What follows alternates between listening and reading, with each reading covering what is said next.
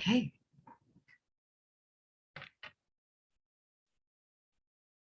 It's 1 o'clock. Everybody's camera is on. 1, 2, 3, 4. Councillor Stone we're waiting for. There he is. All right. Okay, with that, I would, it's 1 o'clock and I'd like to call this meeting to order and welcome everyone to the hearing today. I can confirm that we do now have quorum. So I will begin with by reading our land acknowledgement. So I would like to respectfully acknowledge that we are on the traditional territory of the Anishinaabe under the terms of the Robinson-Huron Treaty number 61 of 1850 and the Williams Treaties of 1923. We commit to acknowledge, learn, educate, create opportunity, honor sacred places, and take actions toward real truth and reconciliation in support of our commitment to walking the path together in respect, peace, and harmony for future generations. And with that, I will move to our first motion, and I have a motion moved by Councillor Stone, seconded by Councillor Wiebe. It is recommended that the Planning Committee agenda dated December 8th, 2021 be hereby adopted as printed and circulated. Any questions? Seeing none, all those in favor? That carries. Are there any disclosures of pecuniary interest? Okay, seeing none, we will move right along and I will open the public portion of this meeting. I'd like to welcome everyone again to the public portion of the meeting to consider applications to amend zoning bylaw 2008-66P pursuant to section 34 of the Planning Act. The procedure of the public meeting will be as follows. A brief explanation of the purpose and effect of the application and any correspondence received today will be given by staff. The applicant or their representative will be asked to provide any additional comments without repeating the information already outlined by staff. Any members of the public present will then be permitted to ask questions or provide comments respecting the applications. Committee will then have the opportunity to question the applicant, the planner, or anyone giving presentations. Once the public meeting is concluded, the input received and proposed amendments will be considered by committee and council. Any persons making representation are requested to first state their name and mailing address. Please note that the presentations are limited to 10 minutes. Please also be informed that an appellant must provide an oral submission at the public meeting or written submission prior to the passage of the zoning bylaw. Otherwise, the Ontario Lands Tribunal may dismiss the appeal. If you wish to be notified of the passage of a zoning bylaw, you must file either with the recording secretary or with the clerk a written request for notification prior to the passage of the proposed zoning bylaw. Each notice of complete application and public meeting included an explanation of the purpose and effect of the proposed amendment, and notice was required to be posted at the subject lands. Notice was therefore considered to have been provided in accordance with the provisions of the Planning Act and applicable sections of the Huntsville Official Plan. And with that, we will now deal with application Z15-2021 Matrix Construction. And I will turn it over at this point to Adam. There he is. Over to you, Adam. Thank you, Madam Chair. I'm just going to share my screen. Hopefully everyone's able to see that all right. Excellent. Through you, the subject lands are located at 78 Chaffee Township Road. Currently, the zoning is residential 2, and conservation. The conservation zone specifically is to recognize a cold water seep, which is approximately in this corner of the subject lands. And the official plan designation is residential. The applicants are proposing to rezone the subject lands from R2 to R3. This is to facilitate the construction of 3 4-unit multiple residential buildings. So that will be a total of 12 units on site. Per the District of Muskoka's comments, a holding provision is also recommended to appropriately address capacity and connection.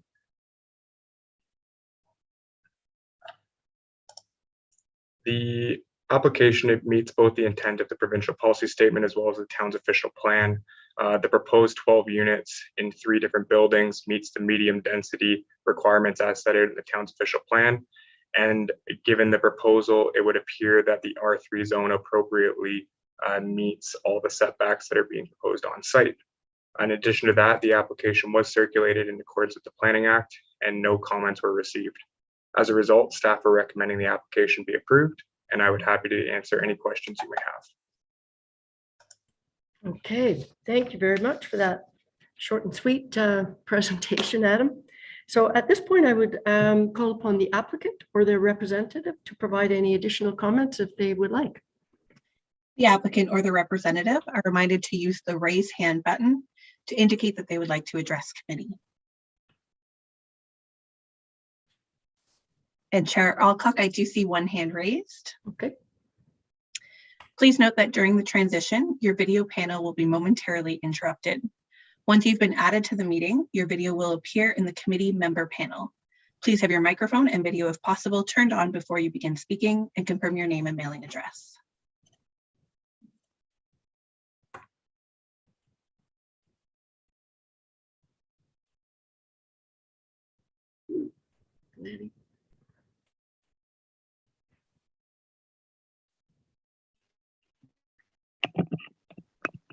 Okay. Good afternoon, Chair Alcock and committee, Lanny Dennis, Wayne Simpson and Associates. Welcome. Not too bad. How are you? Represent the owners, one of whom is here today. I think that's a fair and accurate assessment of the proposal, and certainly appreciate the efforts and insistence of staff bringing the application forward, and concur with staff's recommendation to approve the zoning bylaw amendment. I think bringing 12 rental units on stream, meeting a much needed demand in the town. We're okay with the inclusion of the holding symbol. I think it's just a matter of time to address the district comments. The proposal is to create 12 new rental residential units in 3 4-plexes. It's in an area envisioned for medium density development, and where there's intensification by infilling on an underutilized lot is appropriate for this site. Each building footprint will consist of about 1,800 square feet.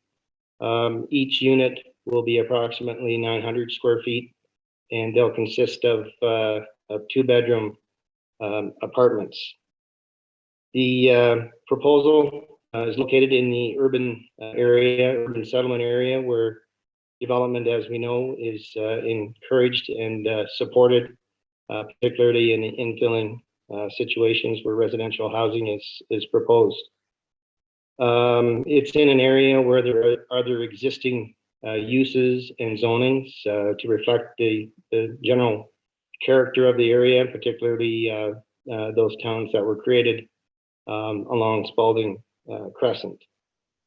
So I would respectfully request that that committee approve this application. It puts the development, approves the development in principle, with more details to follow at the site plan control stage. Thank you. Thank you very much for that, Lanny.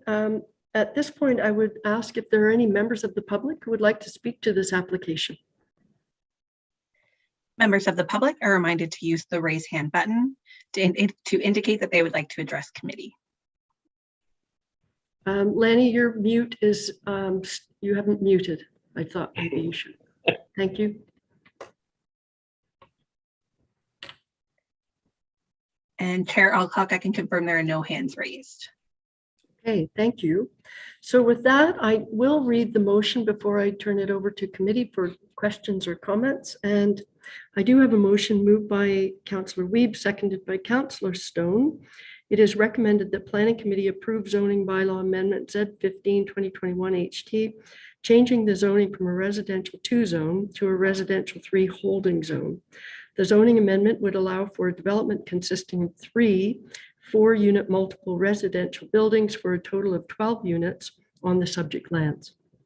And further that, the holding provision may be removed and development may proceed upon the Director of Development Services being satisfied that the following has been completed. Hydraulic water and wastewater modeling be completed to the satisfaction of the District Municipality of Muskoka, and the provision of municipal water and sewer servicing is addressed to the satisfaction of the District Municipality of Muskoka. So with that, I would ask if there are questions or comments from committee. Councillor Wiebe. Thank you, Chair Alcock. One quick one. You mentioned the cold water stream to the corner of the property. Are there any provisions for vegetation to be put in at this time or at a future time to just protect the integrity of that? Madam Chair, through you to Councillor Wiebe, the cold water seep was identified through previous works on Chafee Township Road, and that's how the conservation zoning was placed on it, which already included the adequate buffer. The applicants aren't proposing to do any work within the conservation zone and are respecting that buffer as it's already been evaluated. So there is no plans to my knowledge for works. However, it is subject to site plan control. So should there be additional screenings or plantings in that area, that could be looked at that time. Okay, thank you for that, Adam. Mayor Terziano. Thanks, Chair. I'll walk through you to Adam. What's the current permission on that now? Is that actually 3 residential lots, and would the permissions be for, say, 3 duplexes right now? Madam Chair, through you to the mayor, currently in the R2 zoning, the R2 would allow for semi-detached, so side-by-side units or duplex stacked on top of one another. Going to the R3 zone is what allows for the multiple unit residential buildings, which consists of up to 4 units in one building. So that's what the need for going from an R2 to R3 is. They'd be limited currently with only semis or duplexes in the current zone.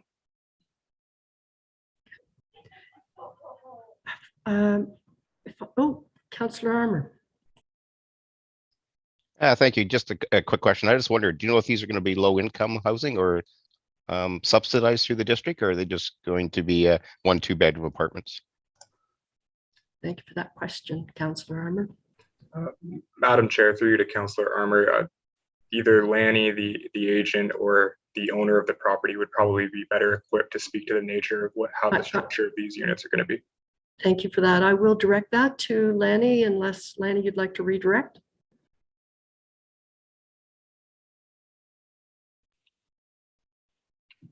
Yeah, hello. Yeah, I'm not aware of it being an affordable housing project per se. Mr. Collins may want to add further to that, but certainly units being brought on stream that will be within a sustainable price range. So medium Yeah. range. Okay, thank you for that. If I may, a quick question. I was contacted the other day by one of our climate change activists, and she raised a very good point that I thought I would raise, since this is the first project of a multi-nature, that I wondered if your client has considered putting in charging stations. I noticed what triggered it for me was all of the parking spots. So given we would anticipate this building will be around for quite some time, and that it is the intention of more electric vehicles being on the road, is that something, the kind of hardware that your client has considered putting in? Or have we had any discussions with the town about that? And so my question actually would be to you both, Lanny, as well as to Adam, if that's the sort of thing we are discussing with our clients. I have not had discussions with the town about that. The number of parking spaces that are shown on there is to meet the requirement of the Right. town's zoning bylaw. I do know that the Ontario Building Code references now stipulations about installing charge stations. Right. So I think without getting into detailed discussions with the town, it may be taken care of that way anyways through the code. Having Okay. said that, I don't know whether or not Mr. Collins had considered putting the stations in there, or whether or not they're necessary per se, given that some of these people may be a lot of pedestrian traffic. So I don't know. He might want to answer that question. Okay, I appreciate that, but I am going to redirect to either Director Maxwell or to Adam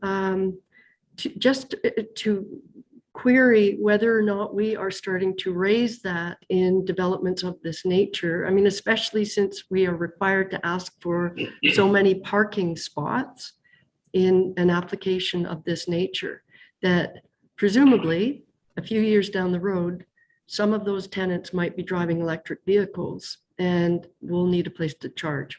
So I'm curious how we're approaching that, or if we are approaching it. I am conveying the question that was raised to me by one of our, as I said, one of our climate change activists. So Director Maxwell. Thank you, Chair Alcock. It's not something that we have been actively pursuing at this time. I do think it's something that we should look at in consideration of the climate action plan that the municipality will be working towards in the next few months. So I think that's something that should be part of that discussion. I would very much appreciate it if we did, because I think as we make decisions like this, where we're providing 12 new units with a whole bunch of parking, that presumably not that far away, some of those people will require plug-in. So I think it'd be prudent on our part to do that. So thank you for your response and your consideration of that. Are there any other questions? Seeing none, I will call the question. All those in favor? And that carries. Thank you, everybody, for that. So with that, moving to our second item, Z27 2021, Pearson 164 Rusnick Drive, and back to you, Adam. Thank you, Madam Chair. Is everyone able to see my screen all right? Excellent. Through you, the subject property is located at 164 Rusnick Drive. Currently, the subject lands are zoned shoreline residential 1 with exception 0316. For committee's information, that special exception requires a setback from the water of 23 meters or a geodetic survey line of 277.79 meters, whichever is greater. The property is designated community residential in the official plan. The applicants are proposing to rezone the subject lands to a different site-specific shoreline 1 zone. This exception would allow for the construction of a new single detached dwelling on the subject lands, as well as the creation of a detached garage and an addition to an existing bunkie. It's important for staff to note there's a number of legal non-complying dwellings on the subject land right now. A number of the structures are actually set back at about 10 meters from the water, whereas the exception, as I had mentioned, requires 23 meters or 277 meters for the geodetic survey line. So this proposal would add for additions to the bunkie, which is located at the north tip of the property, redevelopment of the existing cottage, and then also a garage addition. No changes are planned for the shoreline area. The property also does have significant constraints. At the north of the property, it's bound by a kind of rock wall, as you can see here on some site photos. So it is significantly constrained topographically by slopes. So there is not necessarily a location for the applicants to develop in a currently compliant location. Staff would note that all proposed structures and additions will meet the 277-meter geodetic survey line. Staff are also of the opinion that the proposal meets the intent both in the provincial policy statement and the town's official plan, specifically with respect to Schedule B and our natural shoreline policies. The applicants did submit a fish habitat study. It was determined that there is no impacts to any fish habitat in the area, and further that there are some recommendations to be included in the site plan should this be approved. The application was circulated in accordance with the Planning Act. No comments have been received. Sorry, there are a number of photos here for you to view. As a result, staff are recommending that committee approve the application, and I'd be happy to answer any questions you may have. Okay, thank you again for that. At this point, I would call upon the applicant or their representative to speak to this application if they so choose. The applicant or their representative are reminded to use the raise hand button to indicate that they would like to address committee. And Chair Alcock, I do see one hand raised. A reminder to please have your microphone and video if possible turned on before you begin speaking, and confirm your name and mailing address.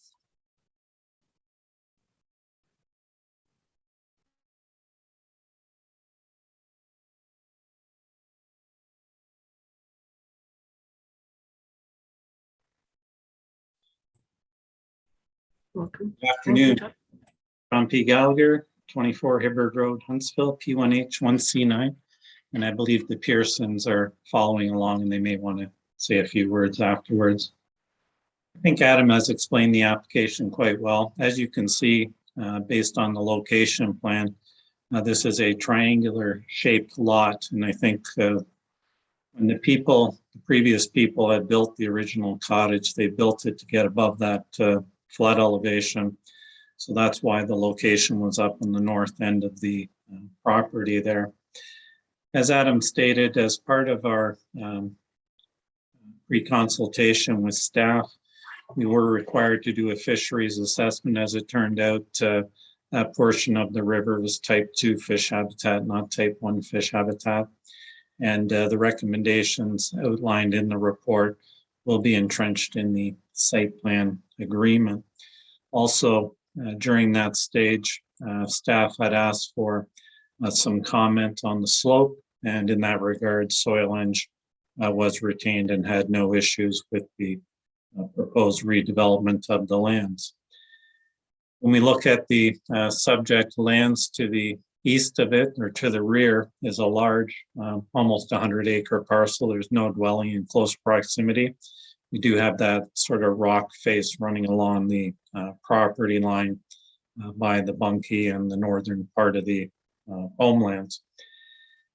The new dwelling will be pushed back further than the existing dwelling that's currently on site. It's going to be very similar in shape and size, and the new garage is being placed a little further south, but again, well above the flood elevation that was established for that area. And I believe that zoning was dealing with all the homes that are down along Rustnick Drive, heading southerly from this site as it does get less or closer to the river. This sits up a fair distance from the river. As part of the process, my clients also met with all their neighbors to go over the plans with them. And I think you're aware, hopefully, I think it was in the agenda that there have been numerous letters of support of the application. The district felt that the application conforms to the district official plan. We would ask you to support staff's recommendation to approve the application. And I'd be glad to answer any questions should you have any, as well. My clients are likely available too. Thank you. Thank you for that, John. So would your clients like to speak, or is that what, or just here for questions? If they're on, I tried calling them beforehand, but I couldn't get an answer. But if they're available, then they should press the raise hand at the bottom of the, And Crystal has joined us just that she will ask that on behalf of all of us. Thank you. They have raised their hand. Am I okay to bring them in? Okay, thanks. Thank you.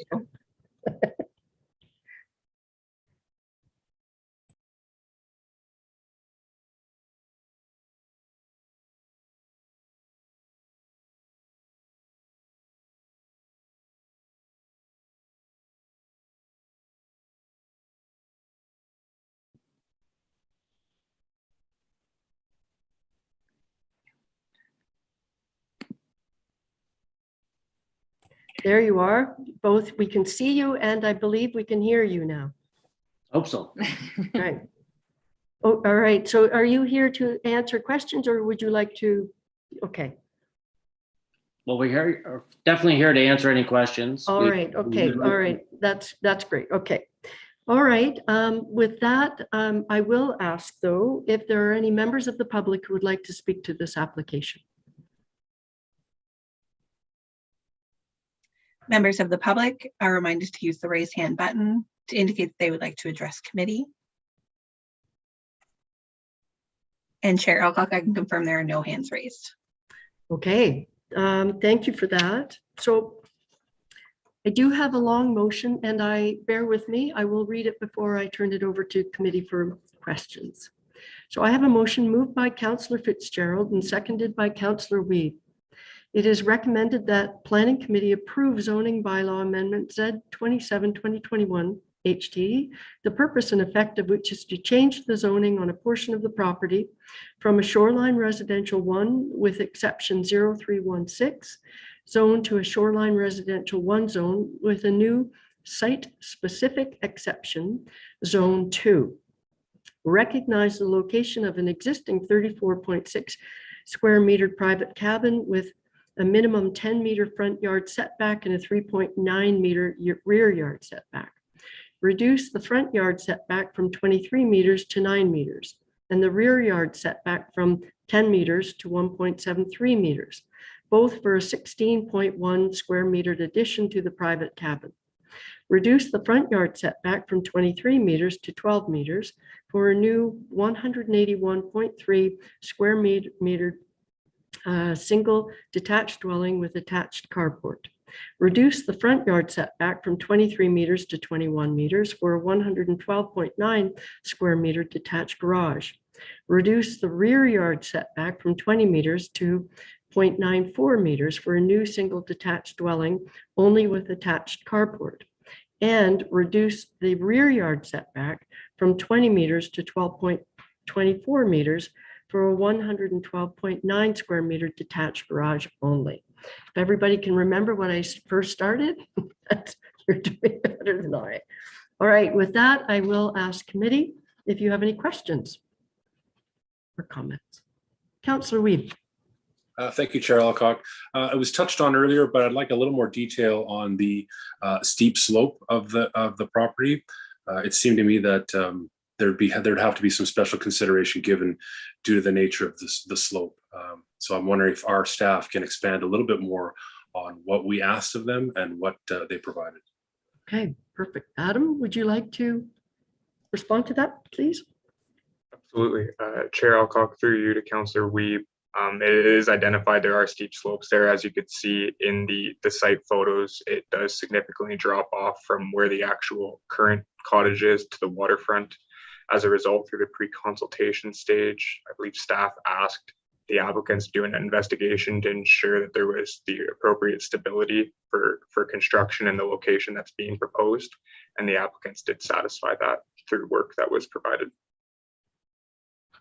Okay, Councillor Weeb, follow up? Sure. Yeah, can I follow up? I guess part of the second half to that is during construction, what type of mitigation measures are proposed? Because to me, it seems very a difficult proposition to actually protect that shoreline while doing major construction, given the slopes.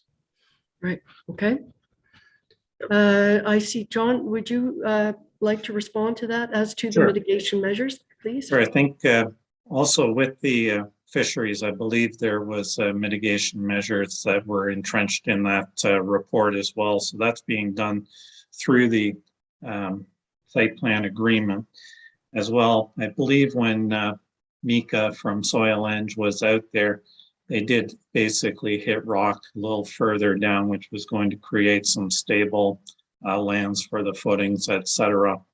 And so again, in their review of the report, they didn't have any issue. And given the fact that they were pushing it back further, only helped that matter. And maybe Jack might want to add something. He was with Mika that day, so. Okay, thank you. Jack, would you like to Yeah, add anything to that, or? certainly, John, I think, covered it, but yeah, I was there when Mika came out. He reviewed the property in detail, as John outlined, and he verbally told me that he had no concerns at all and was happy to support the application. Okay, follow up again, Councillor Whip? Thank you. I guess what I'm hitting on and what's being missed is when there's erosion and heavy rainfall during a lengthy construction period, how do we maintain the integrity of that water body? Okay, so in fact, what is the method being used to do that? Is that kind of what you're getting at? Okay, and I noticed, Adam, you'd like to respond to that, please. Thank you, Madam Chair. John did touch on it earlier. So both with the fish assessment as well, it did recommend mitigation measures through construction during this process that will not only protect the slope, but also the water body, water course, and fish habitats. So that's a schedule to the site plan agreement. So through the site plan process, those mitigation measures will be shown on a plan and also included in the agreement.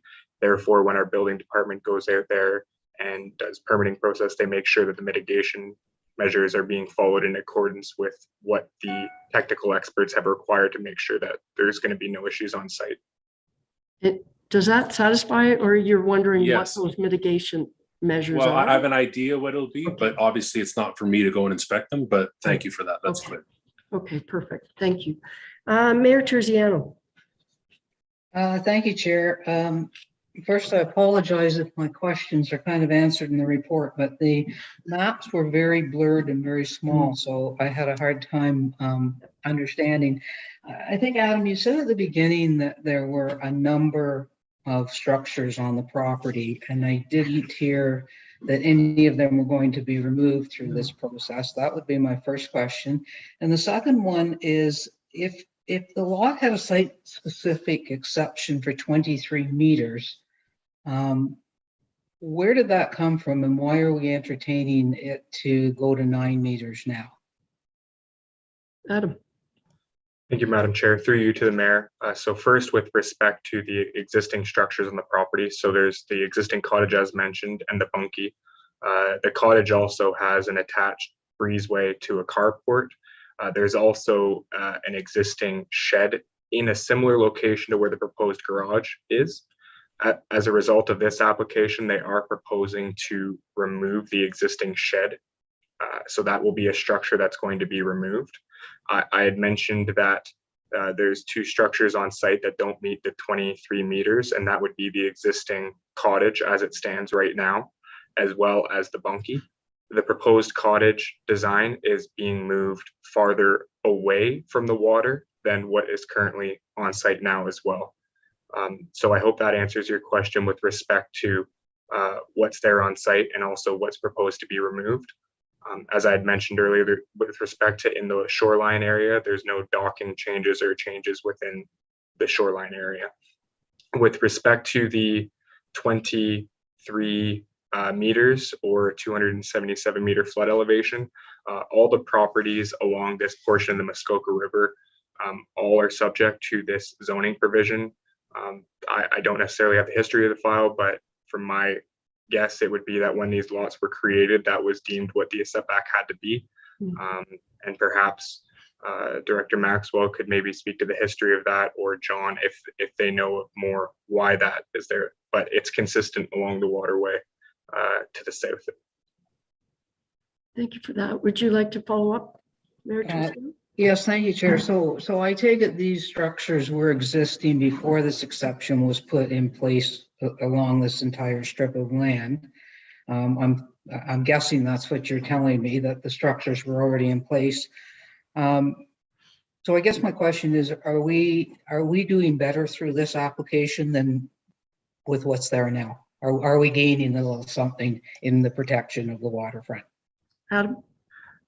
Through you, Madam Chair, in most instances, we are improving the situation. So the cottage, for example, will be a net improvement to the existing deficiencies that are there.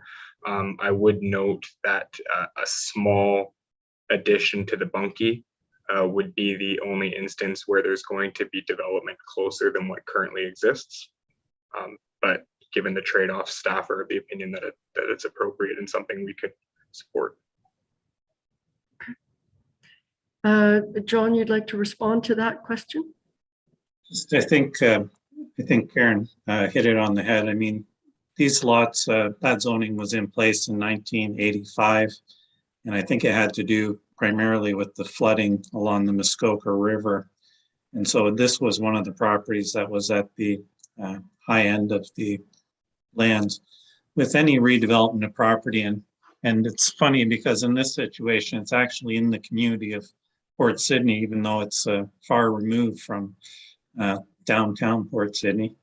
But if you take a look at the location map, I think you can see the amount of vegetation and retention that has occurred on this property. My clients are continually adding to that in plantings and have provided some recent bills in excess of $5,000 in plantings, et cetera. So I think when we look at redevelopment, basically you want to take a look at where traditionally development has occurred and then try and go within that area as opposed to moving. We could move it further south, meet the requirements, but then we'd be into raising the fill, cutting trees, et cetera, which would not be, the best for anything. So thank you. Okay, thank you for that. I don't see any other hands up. So with that, I will call the question. All those in favor of this application? And that carries unanimously. Thank you, all for that. Good day. Okay.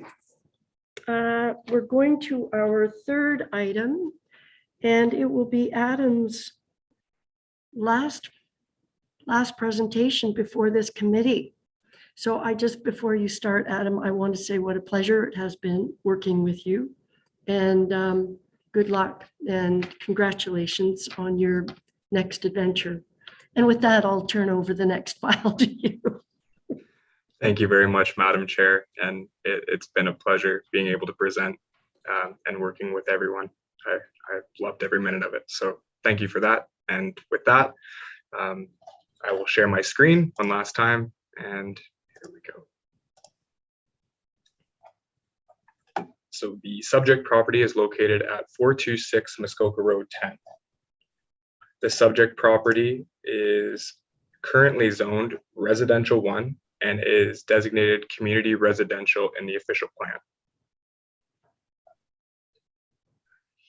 An application has been received to rezone the subject lands from a residential 1 zone to a residential 3 zone with an exception. This exception is to recognize an existing multiple residential dwelling containing 5 units on the subject lands. For background information, for committee's information, and in consultation with the building department, it was determined that some time ago, the existing single detached dwelling was legally converted to a triplex, but never recognized in the zoning. Since that time, 2 additional units have been added, and now that single detached dwelling contains 5 units, the 5-plex in question. To be compliant with the zoning, the applicants have submitted a zone change to recognize those 5 units, and the R3 zone, which limits multiple dwelling units to 4 units, needs the site-specific exception to allow for that 5th unit in question. The application is consistent with both the provincial policy statement and the town's official plan. This is located in a community residential area within a designated settlement. Further to that, the town's official plan has policies for redevelopment of single detached dwellings to multiple dwelling units. Should it be proven that there is appropriate water and sanitary capacity. The applicant did go out on site and hire someone to make sure that everything was adequately serviced from a water and sewer or sanitary perspective, and it was confirmed that everything on site was adequate. In essence, this proposal represents no change in development. It's recognizing an existing situation. The application was circulated in accordance with the Planning Act. There were no agency comments received or concerns from the District of Muskoka, as well as the town's internal departments. And further to that, no objections from the public were received. As mentioned, it would appear that the proposal is consistent with the provincial policy statement in the town's official plan. And as a result, staff are of the opinion that approval of this application would be appropriate, as it represents and recognizes an existing situation. I'd be happy to answer any questions you all might have. Thank you very much for that, Adam. At this point, I will call upon the applicant or their representative if they would like to speak to this application. The applicant or their representative are reminded to use the raise hand button to indicate that they would like to address committee. And Chair Alcock, I do see one hand raised.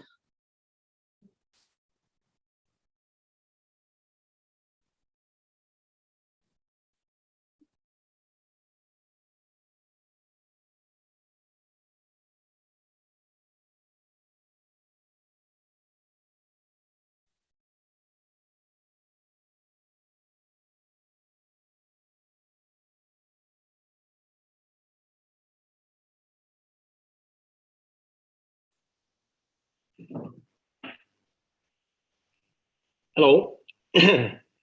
Lanny Dennis, Wayne Simpson and Associate, represent the owners of the property. I think that's a fair and accurate assessment of the proposal, and appreciate the efforts working with staff bringing the application forward for consideration. The owners recently purchased the property and almost immediately wanted to move forward to legitimize all 5 units in the current dwelling. It's located in a settlement area where intensification and infilling projects on underutilized lots are permitted and encouraged. I think in this case maintains the character of the area as noted by the planner. There's no exterior changes to the building at all. It's basically legitimizing an existing situation on the property. Essentially, the impacts have already been established. It's been there for quite a few years. So certainly no environmental disruption. Everything is what's there is there, and there's no change to that. The property itself is about 1.2 acres and has about 150 feet of frontage. So I think it can quite comfortably accommodate the existing biplex. The building itself is a fairly modest size. It's about 1,800 square foot footprint. It's 2.5 stories. There's 1 bedrooms in each of the units. Most of them are 600 square feet in size. The land is generally flat and cleared, and as noted by the town planner, the septic report concludes that there's adequate capacity in the existing septic systems to accommodate the development, and there's no issue with respect to the drinking water on site. The entrance was approved by the district of Muskoka, and certainly the bringing on or maintaining the existing 5 rental residential units is important to accommodate the extreme demand for rental housing and housing period in the district of Muskoka. So I would respectfully request committee recommend approval of the application. Thanks. Thank you very much for that presentation. At this point, I will ask if there are members of the public who would like to speak to this application. Members of the public are reminded to use the raise hand button to indicate that they would like to address committee.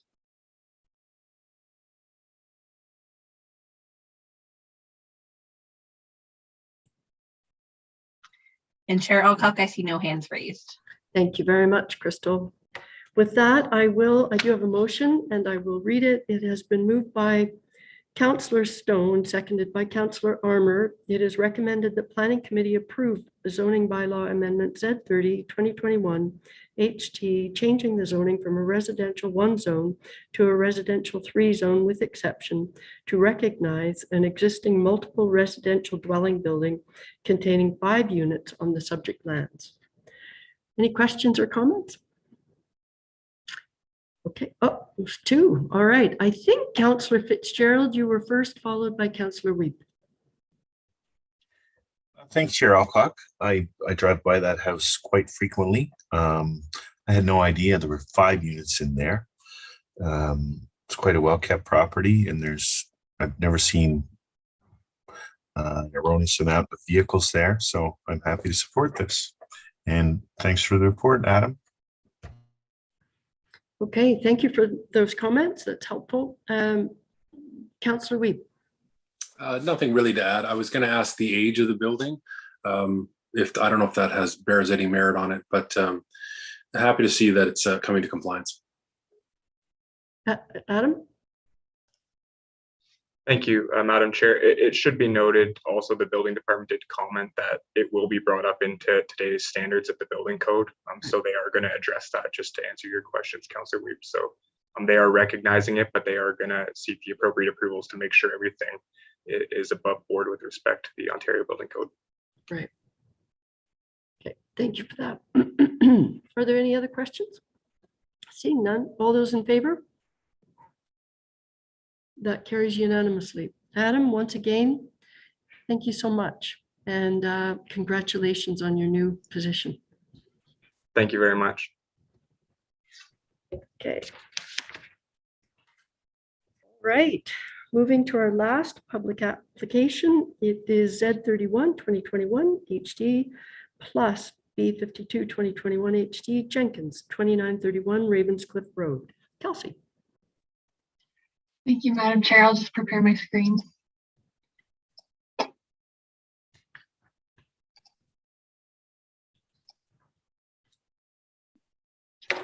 Can everyone see all right? Yes. Perfect. So thank you again, Madam Chair. Through you, the subject property is located at 2931 Ravenscliff Road. The lot is designated rural and is zoned rural 1. The application has been submitted to rezone the subject property lands from rural 1 to rural residential to permit the creation of 1 new rural residential lot. This lot to be severed will be and have an area of approximately 2.6 hectares and a frontage of 173 meters. The retained lot would have an area of approximately 3 hectares and 280 meters of frontage. The lands are designated rural under the official plan, which anticipates low density single detached dwellings located on large lots which front onto existing publicly owned roads and maintained. Section C8.220 states that the minimum requirement for new rural residential lots will be 2 hectares in area and 134 meters road frontage. The proposal conforms with these provisions. Under the Muskoka official plans, the property is also within the rural area. The property has frontage on a Class B district road. All lots on the class must have 135 meters of frontage. The proposal conforms with this frontage requirement. District staff have also confirmed that the subject property may contain habitat for species at risk. As such, they recommend consultation with the Ministry of Conservation and Parks to ensure future development on the lot will occur in accordance with the relevant Endangered Species Act. The district has no objection to the proposal, provided their conditions are met for the consent. The application was circulated in accordance with the Planning Act and no objections were received. The application would conform to the intent of the official plan and the provincial policy statement. Therefore, staff are recommending approval. Thank you very much, and I'd be happy to answer any questions. Thank you very much for that, Kelsey, for the concise report. So at this point, I will call upon the applicant or their representative if they would like to speak to this application. The applicant or their representative are reminded to use the raise hand button to indicate that they would like to address committee. And Chair Alcock, I do see one hand raised. Thank you.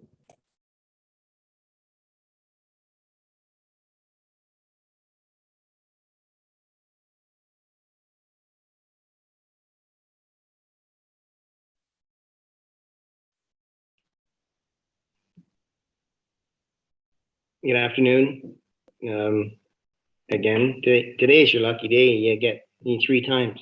This will be the third time today, Lenny. Okay, there. Lenny Dennis, Wayne Simpson and Associates represent the owner. I believe they are here today as well. I think that's a fair and accurate assessment of the proposal, and certainly appreciate the efforts of staff bringing the application forward, and concur with the planning department to recommend approval of the application. I reviewed the conditions on the severance and have no concerns. I think it's a fairly straightforward single lot severance to facilitate one new dwelling. As noted by the town planner, it conforms to the frontage and area requirements for new rural residential lot creation. In fact, it exceeds the lot area and quite substantially exceeds the minimum lot frontage along the district roads. It's in an area that's characterized by rural residential development, and certainly one new dwelling located along 1,500 feet of road frontage is extremely low density and certainly minimizes the visual impact. I am not aware of any neighborhood concerns, and in short, would respectfully request committee recommend approval of the applications. Thanks. Thank you for that short presentation, Mr. Ennis. At this point, I would ask if there are any members of the public who would like to speak to this application. Members of the public are reminded to use the raise hand button to indicate that they would like to address committee. And Chair Alcock, I see no hands raised. Okay, all right. Thank you very much for that, Crystal. So before I turn it over to committee, I do have a motion moved by Councillor Armour, seconded by Councillor Stone. It is recommended that Planning Committee approve zoning bylaw amendment Z31 2021 HT, the purpose and effect of which is to rezone the subject lands from a rural 1 zone to a rural residential zone to permit the creation of one new rural residential lot. Are there any questions with respect to this? Seeing none, I will call the question. All those in favor? And that carries unanimously. Today is all about unanimous. How about that? Thank you very much for your time. Okay. Thank you. So that is the end of our public application. So with that, now that all comments have been received, I declare these public meetings respecting the above applications to be concluded. We will now move to the non-public portion of the meeting. If the applicant or their agent wishes to make comments regarding their application, please raise your hand after the staff presentation. Yeah, that's sorry. My apologies. I should have prepared for that because we don't actually have any municipal reports. So that was in preparation for that. So moving right along, we do have an additional motion that I have to read to committee to allow for a proposed change of the meeting date. Before we do that, we have a motion to suspend the rules of procedure to allow us to do that. So I have a motion moved by Councillor Armour, seconded by Councillor Stone. It is recommended that the rules of procedure relating to additions to the agenda where public notice has not been provided be suspended to allow for consideration of a motion to change a meeting date. All those in favor? And that carries. Okay, now I can read the motion, which is, it has been moved by Councillor Fitzgerald, seconded by Councillor Armour. It is recommended that the 2022 Council and Committee Calendar, Resolution number 47-20, be amended as follows. Change of meeting date from January 12th, 2022 to January 18th, 2022. And perhaps Director Maxwell, do you want to speak to why we're doing this change, or is it self-explanatory? Thank you, Chair Alcock. With the office closure over Christmas and our recent new staffing issue as well, we were hoping just to move the meeting for a week so that we have more opportunity to finalize the agenda after in the beginning of January. So it's, if the committee is amenable, it would be very helpful. Okay, I can see everybody looking at their calendars. I think that's what they're doing. They're doing something. So I'm assuming that's what they're doing. Are there any questions about that proposed meeting date change? Seeing none, all those in favor? And that carries.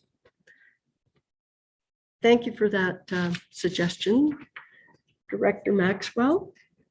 So moving right along, we don't have any reports from municipal officers. We don't have any new business. We do under general information. I believe, Richard, would you like to do a verbal update on our community planning permit? Sure, I can do that. Thank you, Madam Chair. Through you, I have no major updates at this time. In my last update in November, I noted that the second draft of the proposed community planning permit was under development.